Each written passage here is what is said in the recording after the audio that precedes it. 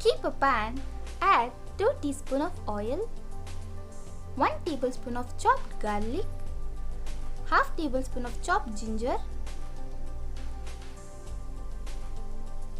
half cup of chopped carrot, beans, cabbage. Fry this for 2 minutes.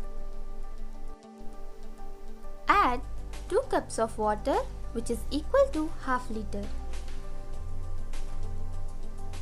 Now add 1 teaspoon of salt, 1 teaspoon of pepper powder, 1 teaspoon of chili flakes, 1 teaspoon of maggi masala.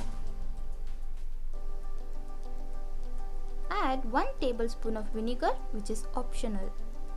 Boil this for 5 minutes. Now take 2 tablespoons of corn flour, add water and mix this without lumps.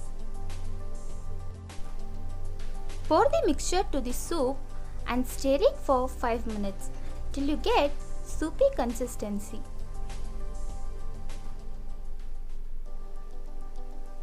And the dish is ready to serve. For more videos, like, share and subscribe our channel.